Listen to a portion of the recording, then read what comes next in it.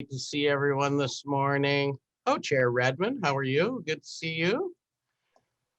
I think we have half of, maybe more than half of council. We've got all kinds of councilors on. I see Carl Kiefer. I haven't seen Carl in months and months and months. Good to see you. Good to see you, Mr. DeRocher. Councilor Wolf there. Man, lots of people. Oh, our city manager, David Calder. Trying to figure out what the mayor is going to tell him to do after this call. That's always good to have. It's a great morning. It's St. Patrick's Day, of course. I am not wearing green. Her worship is wearing green, and because, of course, her last name is McGarry. My last name is DeRocher. Obviously, a little. Although interesting factoid. My son and his wife moved to Ireland in November. So kind of interesting in the middle of a pandemic. I don't know why you would decide to do that, but they did. And they're enjoying it and having fun. And they're getting the real green beer washing, I suppose, today. But it's going to be fun for them, I'm quite sure. Of course, as you all know, St. Patrick's Day from Carly O'Keefer. Carly O'Keefer. Oh no, Carl O'Keefer. I see it there, blinking green. Yeah. They're Irish wannabes, Greg. Oh, I know. Well, Carl takes any opportunity to have fun and dress up. And oh, look at Chris Morris down there with his green hat on and everything. Wow. Leprechaun. I learned from you, Greg. Everybody's taking this really serious. I guess I should have wore something green. Let me check my socks. No, they're not green either. So, we have the mayor, of course, this morning. We're gonna have lots of fun and conversation and talk to her about, guess what? Things that have happened over the last year. Just for your information, the mayor and I have kept in contact all the way through the pandemic, trying to make sure that businesses find their way through and the community finds its way through. And we know that there's been lots of bumps and barriers and hurdles and all kinds of challenges through this. I don't think anyone on this call has missed out on any of the challenges that we've all had to face through the pandemic. But it is so great to have an informal conversation with Her Worship, Mayor McGarry. Kathryn, welcome. Well, good morning, Greg, and happy St. Patrick's Day to everybody on the call. Thanks for having me on. And did you tell them you kind of put me on the spot last week? Yeah. Well, and that's what I do with you all the time. I always take every opportunity I can. When you're dealing with politicians, sometimes it's very difficult. You can pick up the phone and have a private conversation and ask them if they would come on a show or a radio show or whatever the case may be. And they say, yeah, send a note into my office. The best thing is right in the middle of public just to say, hey, you want to come on Chamber Chat next Wednesday? And of course, what was she going to say? No? I can't say no to you in those circumstances. You knew that. I think it gave some staff some heart attack, though, until I explained. No, I'm always happy to come.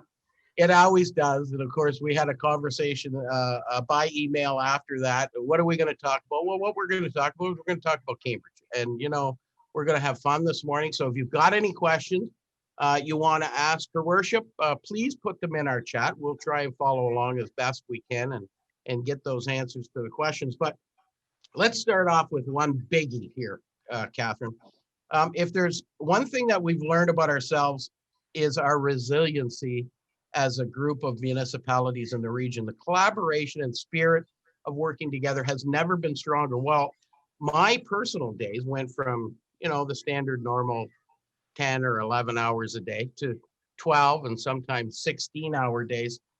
It was because of the collective efforts that I experienced through my working group of Best Waterloo Region, Tony Lamantia from Waterloo Economic Development, Ian Klugman from Communitech, and of course, Ian McLean from the Greater Kitchener-Waterloo Chamber of Commerce. But tell us about the collaboration with your colleagues from councils across the region and how we've come together as a group of leaders, whether it be business leaders or political leaders in the region of Waterloo. And it's been a great collaboration. And I would say if it was one word, it would be collaboration. Early on, Waterloo Region, no surprise on this call, was one of the early leaders to put together a huge group of people for a pandemic control group at the region, because as we know, public health is a regional service. So all area municipalities were represented by their mayor, led by our very capable, and I'm glad to see her here today, Chair Karen Redmond. And we decided early on with all the different groups that met, all of our CAOs, for instance, and staff to staff support across the region, decided that we would do things as area municipalities as a regional block. It was less confusing for people and there was strength in numbers. And I would have to tell you, Greg, that we have actually led the way in Ontario for our pandemic response. We were the first group, I think, to actually add in business support in all of the area sectors that we dealt with: municipalities, communication, social services, critical infrastructure, public health. And we added our business team because, as we know, economic recovery is going to be key in order to help us steer us out of this pandemic. So I've been really very fortunate as mayor of Cambridge to work with so many of my area municipality colleagues, and also the region of Waterloo, in probably one of the closest, most collaborative way that we've seen in a long time. And we've all been successful because of it. We've had a very strong voice at the provincial and federal government levels in order to advocate for all of the supports that we have seen come in from both levels of upper government. And we've been in that collaborative way to provide support for different ideas in our bi-weekly or weekly conversations with our area MPs and MPPs. So collaboration, barn raising, the spirit of Waterloo has been incredibly evident in how we have rolled out the pandemic plan in the last year. You know, and that's, I think, you know, from my perspective, I guess, looking from the outside in on political environments, doesn't matter whether it's nationally, provincially, or locally. Yeah, I always worry a little bit about, you know, you know you're going to get some bickering, and there's always some, you know, opposing views that challenge any discussion. But I think, you know, the optimist in all of us really sits back and says, geez, I would really rather politicians sit down like adults around a table and come to a conclusion that's in the best interest of everybody without bickering or putting their stake in, this is my territory and, you know, nobody else's territory. And I think what I think I've really seen is, you know, for the most part, and maybe it's just our region, I don't know, but you know, we worked so closely together throughout the region anyway, whether it's for business or whether it's politically.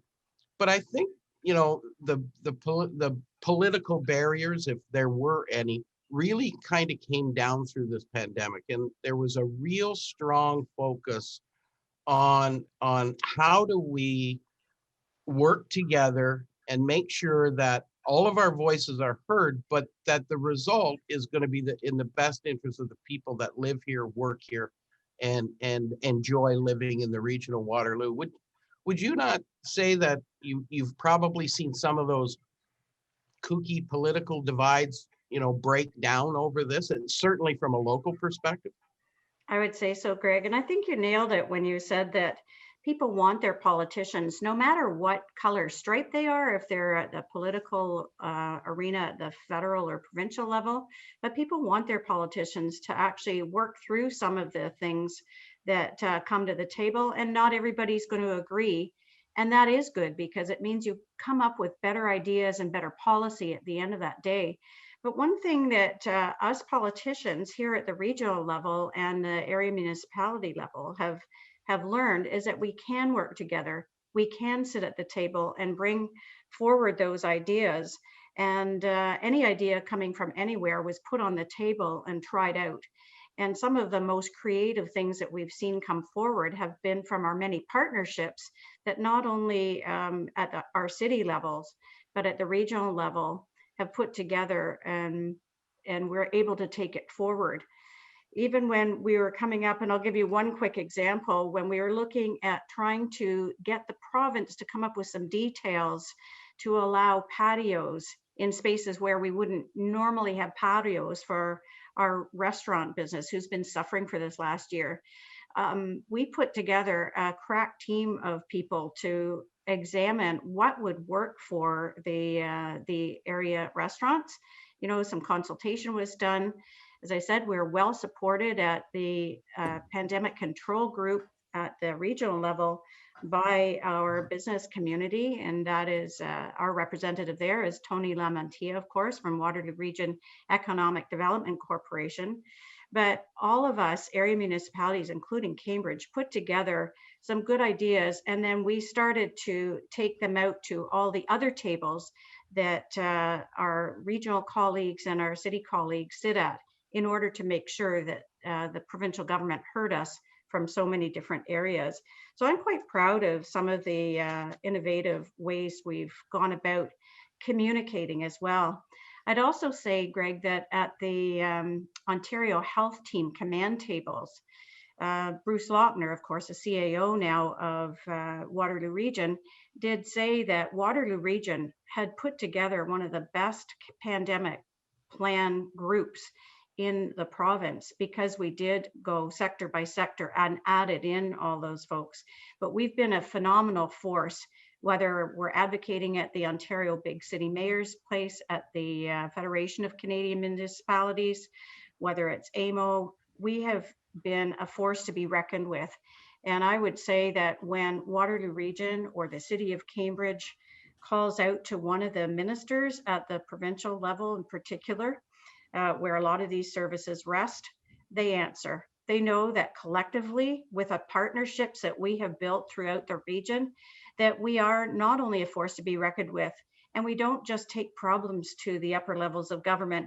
We usually have a set of very creative solutions that we're able to back up and roll out. So I'm very proud of the work they do, but I would also just have to put a shout out here to the members on this call, to the chambers of Cambridge as well as Kitchener-Waterloo, and the tremendous support that they've provided to area municipalities when we're doing that consultants, or we'll pick up the phone and say, what about this? What do you think will work? What are you hearing from your businesses? What can we do as municipal politicians and regional politicians to help support what's needed to ensure that we can continue recovering economically? Yeah, it's been, you know, one of my joys throughout this, although there hasn't been too many, but one of my joys has certainly been the collaboration and the working together. It kind of helps when you've got really good people and you enjoy each other's company too around the tables and making that. I know I've tried desperately to get under the skin of Chair Redmond, but you know, I just can't seem to do that. She's just, you know, a nice person, and actually she laughs when I try and get under her skin. I think she thinks it's a joke, but we'll leave that with her and let her The realize. sense of humor, though, as you know, sometimes you get the black humor in sort of crises that can bring out the best and the worst, but that sense of humor is exactly what we all need. Yeah, for sure. We always have to try as desperately as we possibly can to look on the bright side. You know, we often get caught up in the really big, the minute, and our, you know, the effect on our own personal lives, and maybe lose sight of what the big picture is. I can remember, you know, there hasn't been a global pandemic like this for 100 years. You know, anybody in the decision-making world right now has absolutely zero experience in a catastrophe like this. In fact, I can remember in the very beginning of the pandemic, we had a chamber lunch, I believe, and I had the president of Gore Mutual, Andy Taylor, on interviewing him and talking to him. And before I reached out to Andy and I said, hey, Andy, like the Gore Mutual was around back in the last pandemic in 1918. Why don't you dig through the archives and see if you can get some memorable moments that, you know, out of the archives of Gore Mutual that happened during the pandemic that, you know, might shed some light on what we should be thinking or how we should be proceeding. Well, oddly enough, he actually came back and said, you know what, Greg, like there's not much there from 1918. And it kind of, I guess it kind of, I guess I understood that. We didn't have all the technology we have today. So, the record keeping's not necessarily going to be there, because we didn't have people in the offices, typing on their computer. So a lot of documentation wouldn't have been retained from them because people were sent home, and the business literally wasn't working. So, but I think now we've got that technology. We've done a tremendous amount of data collection. So are we going to be well prepared for the next situation like this, regardless of whether it's a pandemic or something else?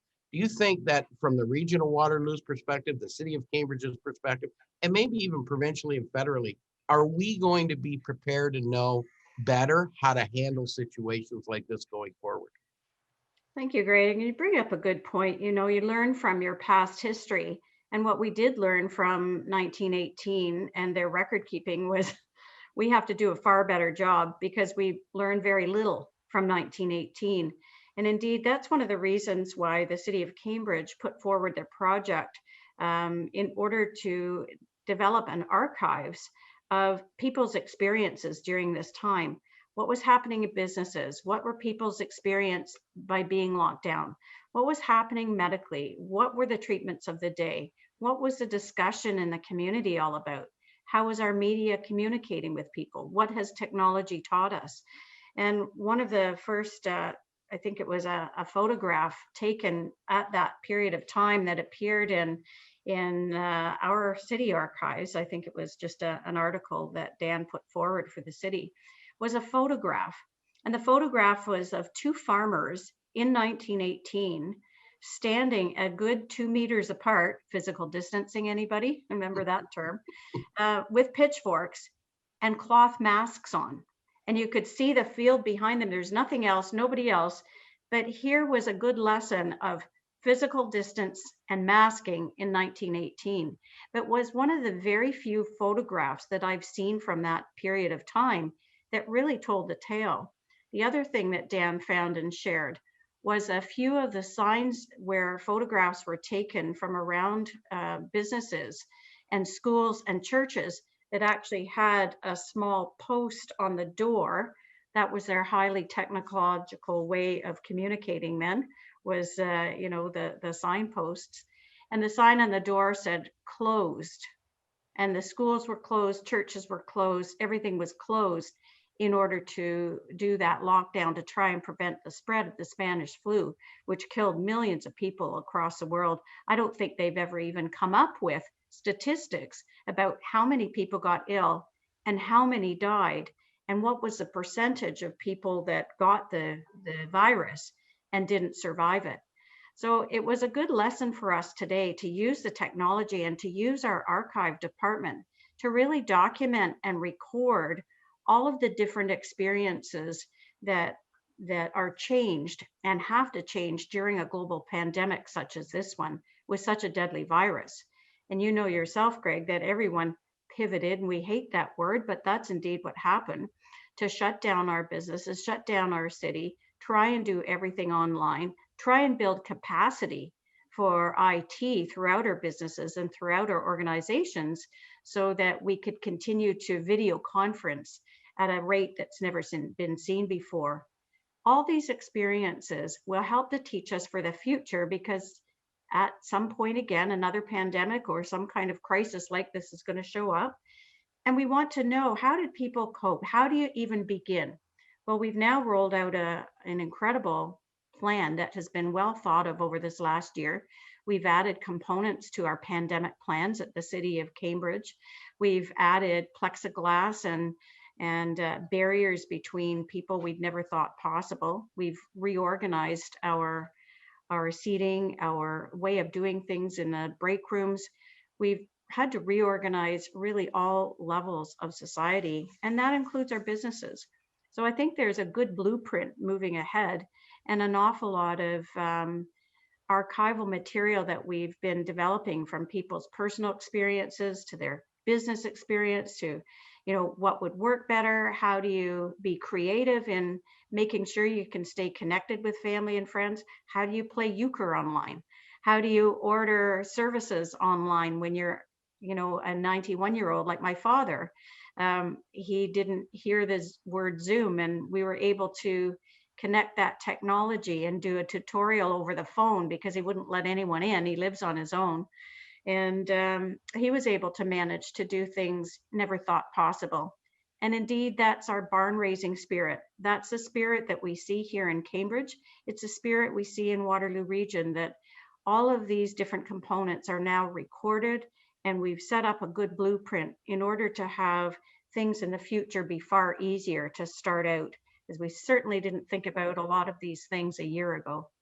No, that's for sure. In fact, not only is it St. Patrick's Day today, but it's the 1-year anniversary of the declaration of the state of emergency in the province of Ontario.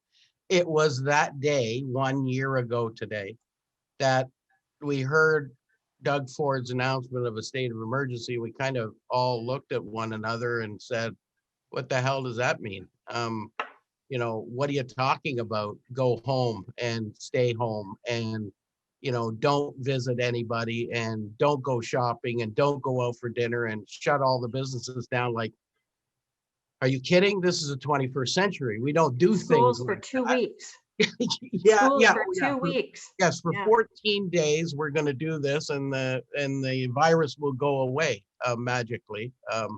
I think at that point, most of us who, I guess, had paddled upstream a number of times, we kind of realized that it was going to be a little bit more than 14 days. In fact, I can recall saying on that particular day to my staff, as staff were, heading home to work from home, and saying, well, you know what, it normally takes many, many years to develop a vaccine. We could be 18 months or more before we even see signs of a suitable vaccine. And by that time, the virus may have mutated, and who knows what's going to happen. And, wow, a year later, and here we are in the middle of getting, actually incredible vaccines, way better than the flu vaccine in efficacy and efficiencies. And, who would have ever thought that we'd have been able to do that so quickly and get on a path. But I think, from my perspective, looking at some of the initiatives that local businesses took, and there were many small businesses, you take a lot of them in our core areas, these are really small, locally owned businesses, really didn't have much of an online presence. Some of them, everybody had their, I guess, obligatory web page, but, didn't do a whole lot of curbside pickup or online sales, but manage the ingenuity of the entrepreneur always steps forward in a crisis to say, I've got to do what I need to do to survive. And I think some of the stories in our community of some of these small businesses and how they manage to manipulate their offerings to make sure that they could at least keep the doors open were just astounding. Like, it just, you just wonder how people can dig that deep sometimes. And it must make you feel proud as being the mayor of a community that, really, we saw so many bright points and star movements by companies locally throughout this pandemic. Yes, and I would say so. And I think that I'm really proud of Cambridge and the staff that we have here, Greg, that stepped forward right away. All sectors and all of our departments stepped up incredibly, but none more so than our economic development team here at the City of Cambridge. And we were one of the early municipalities to put up our order from home or dine from home web pages, so that we had a map developed about which restaurants were providing curbside pickup and takeout, which of our local businesses had been able to manage ordering online and then curbside pickup. And here on Dixon Street, where I'm looking over some of the storefronts that pivoted from that early on, I remember being amazed. I would see a car pull up in front of the stores across from me here, and the owner would come out masked and, would hand the bag over. The payment would be done all remotely, certainly with usually tap. And then the store owner would go back in the store and the person would drive away. And I thought that was smooth. That's within a couple of weeks of the pandemic being called and businesses being closed. So our Invest Cambridge site here at the City of Cambridge has kept abreast of all the changes and all of the innovations that the local shop owners were doing, and keeping track, not just on maps where you could pick things up, but also had that capacity to share good ideas with other shop owners or other similar store owners. Who had ever heard of a sneeze guard? And I remember hearing about the first grocery market here in Cambridge that had put up plexiglass to protect the airflow between the customer and the clerk, and thought, wow, that's innovative. And here now it's become an everyday situation. Here at the City of Cambridge, we had to do the same thing and install all those barriers and ways of managing some of our public business, much like our local shop owners, on how do you still continue to conduct business. So I've been really proud about the way Cambridge staff, our Cambridge Economic Development team, the City of Cambridge, and the shop owners have gone in an innovative, creative way in order to keep business continuity and business going, and has really, I think, saved some of our local businesses, or most of them to date. We know it's been a really tough time, but we've developed some of the programs and helped to shape some of the programs that the federal and provincial governments were coming to support our small businesses, because we've been in such great touch with our local businesses here, and they've taught us some of the details that needed to change to make a program more effective. But I'm enormously proud of what I see has happened here in Cambridge. We've been able to put decals out on the sidewalk just in front of stores so that people would have to maintain that distance. We've seen local shop owners helping other shop owners. And that community spirit is really alive and well in supporting our local businesses. Shop local has become a thing. And I think there's been such uptake now. It's something you've always promoted, I've always promoted, and we see our area businesses really coming to the forefront to say what that means. And the community spirit around supporting our local businesses has been incredible to see. Yeah, nothing more important. We have to support our local entrepreneurs and our local small businesses. They're our next door neighbors, they're our friends, they're our family. They employ our kids in the summertime. They give them part-time jobs. That they're the heart and soul of really what our community is. In fact, you just said you were overlooking Dixon Street. Yesterday, we actually went and presented a WOW Award, a Cambridge WOW Award, to Alexandra at Jolie's. And, she, very young entrepreneur, started her business. And she took an innovative approach. She, of course, had online sales and did, curbside pickup and those kinds of things. But she actually has been known to hand deliver products right to the customer's home. And even when they, maybe got the wrong size and needed to exchange it, she drives over, picks it up, and makes the exchange. And so, talk about going above and beyond. And I think what our program, WOW Cambridge, which is intended to make Cambridge a wow place to do business, it's really been emphasized throughout this pandemic. Businesses have their customer service has just shot through the roof, and I think that's good. You and I, as a customer, we want to feel important to that business, and I think our small businesses have really created that environment to demonstrate that we are important to them, and that's why we're so diligently trying to support them through the balance of this pandemic. And that's fantastic. I actually look over her shop from my chair right here. I can see it. So I missed that yesterday. She's a great a young entrepreneur. We walked out of there, and I was with my friend from BGM, Steve Mantione, as we presented the award. And then we came out, and I turned to him and I said, I just love to see young entrepreneurs like that, gutsy, courageous, and strong, and ready to take on the world, and not giving up in spite of the fact that there's, seemingly such a big hill to climb. She was very optimistic and very excited about the future. And we, all of our entrepreneurs are really working hard in this community to do that. We went through SARS and out of SARS didn't end to be the global pandemic that we thought it was going to be. And it was largely due to the type of virus it was. It, wasn't as transmissible as, obviously COVID-19 is.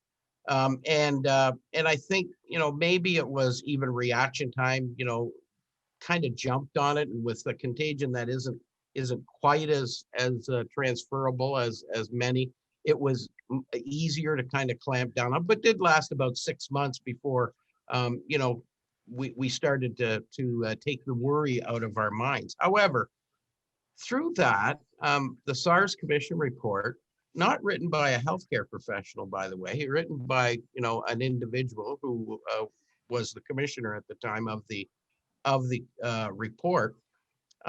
He actually wrote in there that the precautionary principle, actually it says, we should be driven by the precautionary principle that reasonable steps to reduce risk should not await scientific certainty.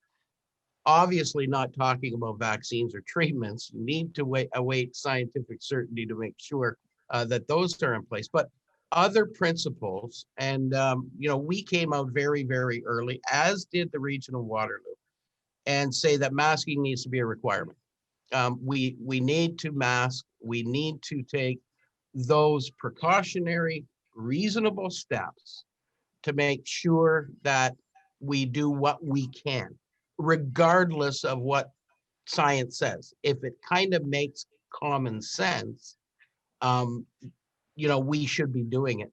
Do you think that, not necessarily speaking to the region of Waterloo, but looking globally, do you think we reacted quick enough to that? Do you think we embraced that precautionary principle, or could we have done better?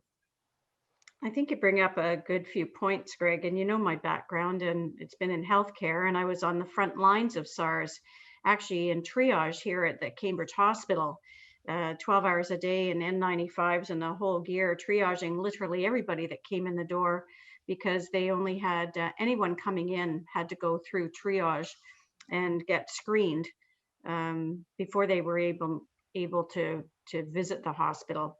So I remember that time period incredibly well. And I also remember being more frightened being in healthcare than I ever had before. I understand the frontline healthcare workers now and the fear that they have that they're either going to get this or take it home to their families. But I wasn't as afraid out in the community at that time. And it's because the spread was very different. It wasn't an aerosol kind of virus that you could pick up just by breathing somebody else's air. That was really one that you needed to be coughed on, sneezed on, or in close contact with SARS. And it certainly didn't have the spread that this virus has had. So I would say that with that experience and with my healthcare background, I feel that the world, including our own country, could have moved more quickly to understand that this was likely an aerosol-based virus.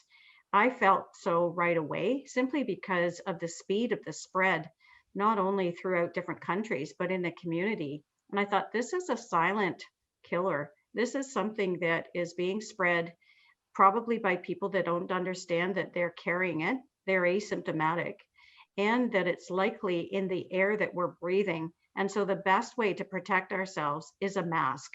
And so we, as a family, adopted mask wearing pretty well right away. It's something I was used to for decades, wearing in the hospital. And when the region of Waterloo came forward with a very controversial 5-hour public meeting on it, and I can see my regional colleagues here groaning a little bit. It was a very controversial topic at the time. And so it wasn't until July that we passed the mandatory mask bylaw here in Waterloo region. If I'd had my way around it, it would have started the second week that we saw this global pandemic. And even though people were being encouraged strongly by politicians, by our public health department, to wear masks, really the uptake was not what we wanted to see. until the mandatory mask bylaw came in and people were told to, that's when we saw the compliance jump to a point where it would help stop the spread. But the fact is, we're still seeing spread. We're still seeing our numbers go up with the variants, for instance. We had that second wave at just after Christmas, no surprise there. But mask isn't enough. Physical distancing isn't enough. You need that compliance. You need that hand washing. You need to understand that at workplaces, for instance, where people were letting down their guard for a while, they were working together. They were at break room. They would take their masks off to eat and drink and converse. And that's where some of the small spreads were happening. So we've learned a lot over the year, but I would say that with mask wearing and some of the other precautions, that we shouldn't have been waiting for scientific evidence. You need to just do what seems right at the time and stop the spread. And certainly mask wearing was one of those things. And now it's not just mask wearing, it's what type of mask. Is cloth mask enough? Should you be 3 layers and filtered N95s? And so we've seen even an evolution of the type of face covering we should be wearing in different circumstances to really stop the spread. Yeah, I that obviously you probably know, our communication from Best Waterloo is all about, we got to mask up a little bit, looking at, we've done a lot of background research on cloth masks, and even a 3-layer cloth mask only gives you about 38 or 40% efficiency.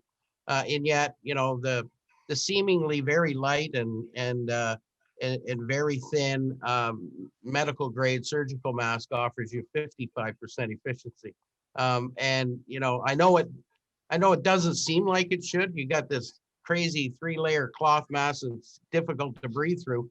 And yet you put on the medical grade surgical mask, it's relatively easy to breathe through, and you think, oh, that can't be nearly as effective as my cloth mask, but it is tremendously more effective just on the way it's built. But we're calling on that. You ask a health professional when they go out, what do they wear? They generally wear a medical grade mask, and so if it's good enough for them, it's got to be good enough for the rest of us. We're a little bit encouraged by people, especially in the business community, embracing it. When we go out and we're talking to dozens of businesses all the time, every week, and I'm encouraging them to mask up their staff with medical grade masks. We need to stop this spread.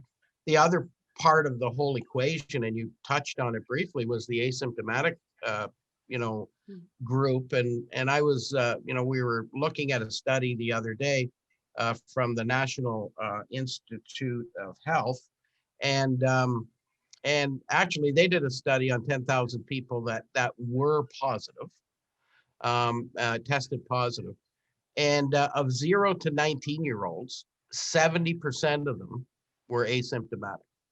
They were positive, but they were asymptomatic. And so that means they can still pass around. They don't pass it around generally as quickly, only because they're not coughing and sneezing and all of that kind of stuff. So that's the only thing that keeps them from spreading it as bad as somebody with symptoms. But it was actually, what was interesting about it was U-shaped. So a higher percentage of young people, 0 to 19, are asymptomatic, as well as older people are also more apt to be asymptomatic. It's that group in the middle that generally gets mild or some symptoms. But we're working on, with Best Waterloo and our group, we're working on getting a rapid screening with antigen testing out to small businesses and their employees, hoping to kind of identify those asymptomatic carriers and get them isolated so that we can stop the spread in the workplace. Because that's the only way we're going to keep businesses open, is to make sure we can get into it. But let's get into some fun stuff, because this is kind of depressing me a little bit. But let's get on to mask. Be healthy. That's it. Yes, exactly. Mask up. That's what I say. Mask up and double mask if you have. I wear 2 masks. Yeah, so I we wear do too. Because the medical grade, that blue thing it's kind of ugly. It looks like I'm coming out of the hospital while I'm walking through the grocery store. So I put it on, and then I put my black cloth mask over top. So it is a little bit more difficult to breathe through, but if that's the least I can do to help, then I'm willing to do that. It's Not good much for more all of to it. us. So anyway, I think we've all come to realize that seizing the opportunity quickly is often the only chance that we get. Do we need to act more aggressively and proactively in developing our communities going forward? I think we do. I think it has become apparent to all of us sitting at home about how important our community is. And because we've had to stay home and not travel, we've started to open our eyes as to what some of the possibilities and opportunities are that we may have been missing in our day-to-day life where we're rushing to commute. The commute here is a lot easier between meetings when you're doing click rather than getting in the car and driving to the next meeting, for instance. But it's made us open up our eyes as to what the possibilities are here in our community. How can we make it a better place to live in and play in? And I think many people have recognized the value of our outside spaces, about what makes it special to be here, and what are the opportunities that we can share together as a community to really be forward thinking, and not just in a business sense, but how can we make it more fun to live in? How can we make this community even richer than it is right now in order to have all the experiences that you want when you're choosing a place to live in, to bring up your family, to retire in, and to have all those opportunities that allows you to have a complete life right here where you are. And we've always said that Cambridge is the center of the universe, and we all believe that fully. And there are other experiences that we can bring here. So that's where the opportunities really lie right now in our business community, to provide some of those experiences and to provide some of the goods and services that we have looked for elsewhere, but also to look for some of the placemaking activities and some of the neat things that we want to take our families to. As I said, our outdoor spaces have become incredibly important. So our city is taking a really good hard look at our trail system. How can we build out that network? How can we provide more opportunities for cycling and for getting out in our parks? What kind of businesses do we want at those trailheads so that we can have an ice cream or a coffee and be able to take advantage of those kinds of things? So that's where the opportunities lay, as we're kind of building our community for the future, and to look to local spots as being the important things where we've taken our family to and build those memories. So I'm very hopeful and optimistic for the future, certainly in Cambridge, on the opportunities that we have being a river city and a city with a lot of green space and trails, and also 3 downtown cores where each business core can look differently than the other and provide different services and opportunities. So I'm certainly an optimist at this point, looking ahead.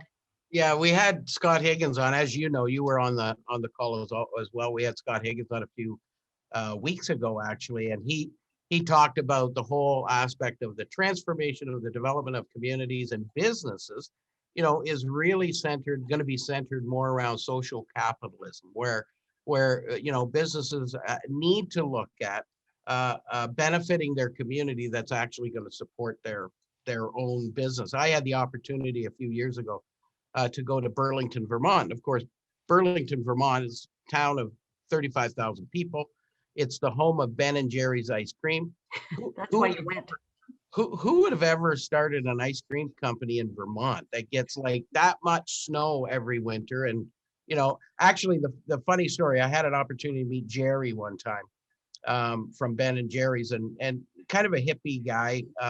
You don't want to spend too much time around him because he doesn't wear deodorant, because he's kind of a hippie. But anyway, nice enough guy, an interesting guy. And he was kind of telling the story that when him and Ben first took their course at the University of Pennsylvania on how to make ice cream, they thought it would be a good idea to they had I guess a gas station that had gone out of business or something, and they went in there, and that's where they opened their ice cream parlor in Vermont. And then, of course, quickly winter came, and they realized that ice cream doesn't sell as well in the wintertime. So they really didn't know what they were going to do with their business model. So of course that led to the pre-packaging of the little cups, and they hand delivered it around the city, and they sold shares. And it's kind of a goofy little fun hippie type story, which was really interesting to me. But the most important part of that story was the fact that their corporate model right now, if you buy a franchise for a Ben and Jerry's ice cream, is you have to report annually in your annual statement to them your expenses and your revenue and your net outcome of financial well-being for the franchise.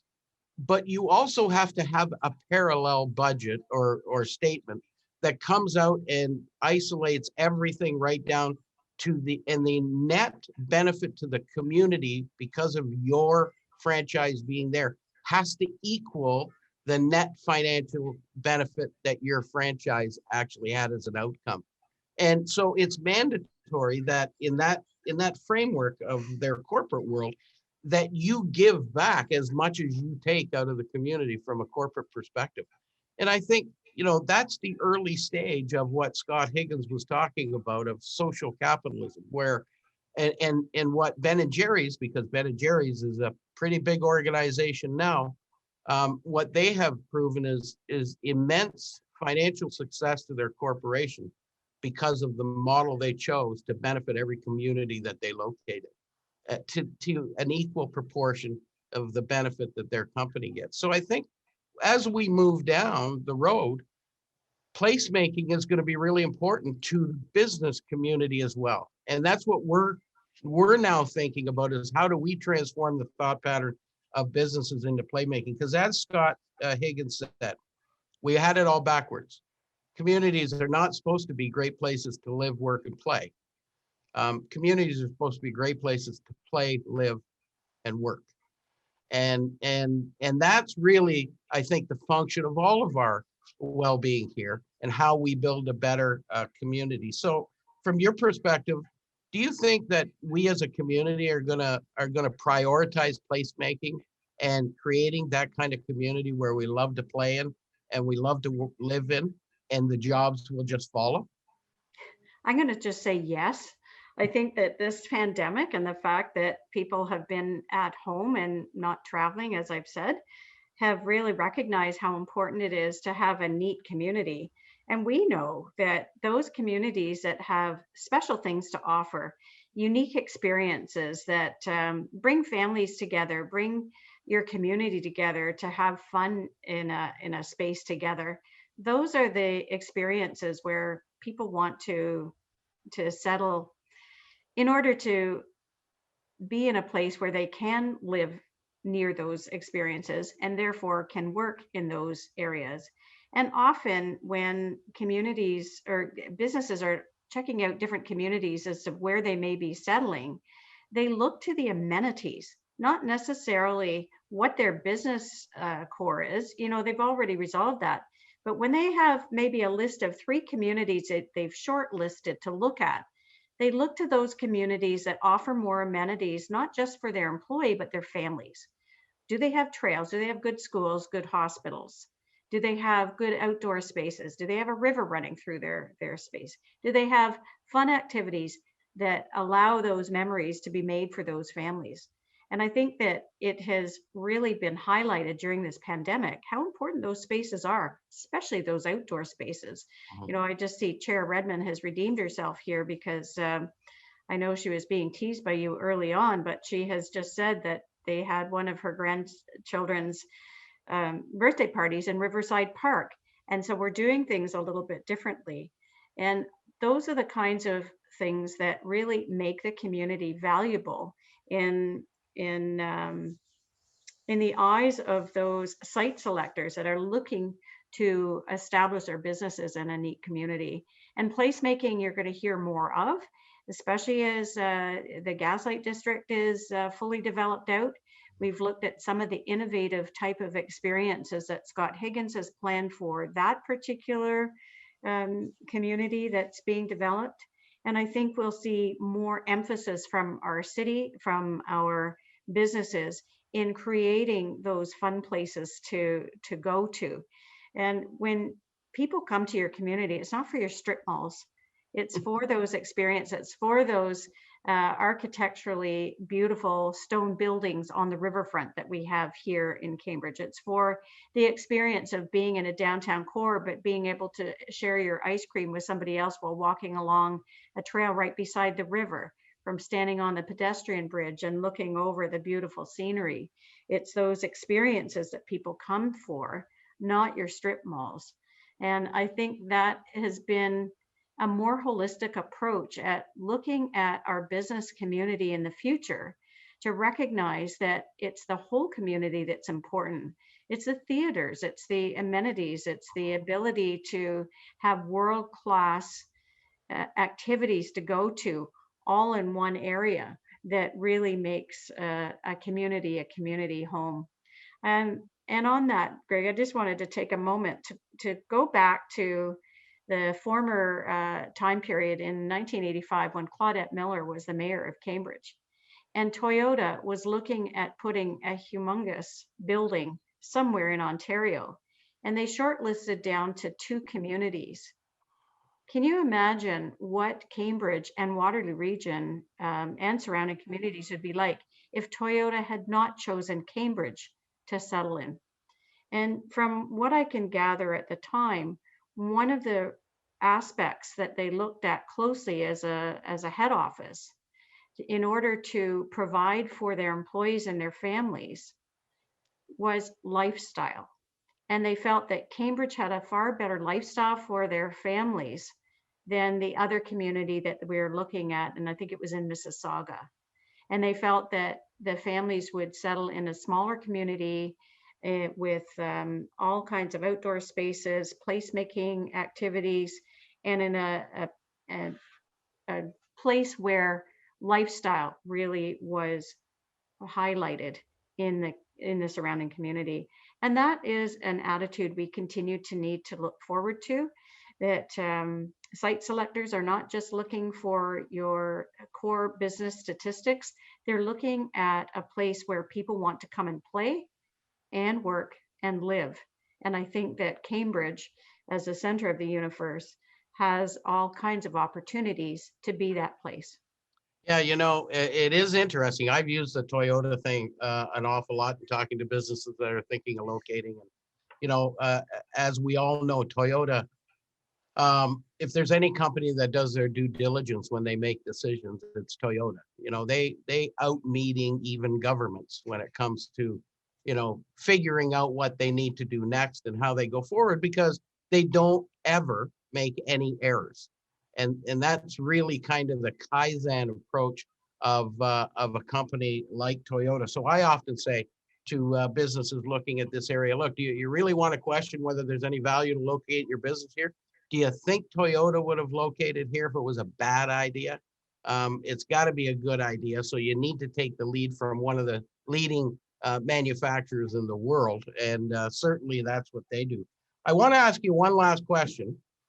What about Cambridge gives you the most hope for our community once we turn this corner? The people.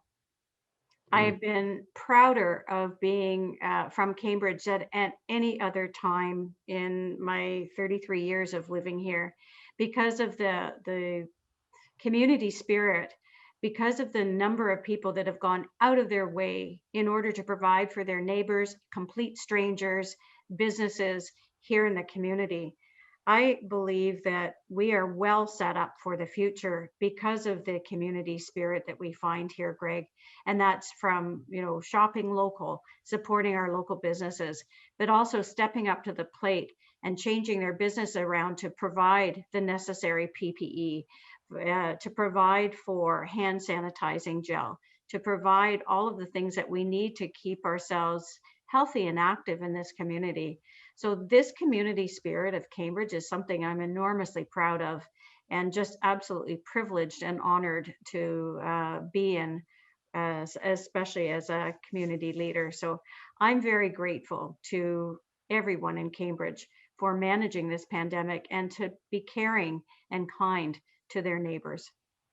That's a wonderful segue into the the end of this segment. But you also got to be kind of sitting back as a healthcare professional and saying, man, oh man, like, you talk about being in the center of the universe. Even the stars aligned, because the opening of our new hospital was about a month and a half before the pandemic hit. Yeah. Like that's got to be a strong signal that we are in the center of the universe, that all good things are going to happen here, and certainly moving forward. Your worship, it's always a lot of fun to sit down and gab with you and chat with you. I think from the business community's perspective, what they need to know about Kathryn McGarry is Kathryn McGarry's door is always wide open to chat and talk about how we can make our community a better place, how she can help our businesses grow and prosper and create opportunities for others. And your leadership throughout this pandemic has not gone unnoticed, and it is certainly appreciative from our perspective. And we congratulate you and thank you for everything that you have done, and how had to endure different struggles, even personal as well as corporate, throughout this period of time, and that you haven't wavered from being the leader of our community. So thank you very much for joining us this morning, and thank you very much for being the mayor of our great community. Thank you very much, Greg, and thank you very much to my council and my regional council colleagues too. I don't do this alone. It's work that we do collaboratively together. So thank you for joining in, and thank you for leading an incredible Chamber of Commerce. Thanks very much, folks. Have a great Wednesday. Don't drink too much green beer, but if you do, have one for me.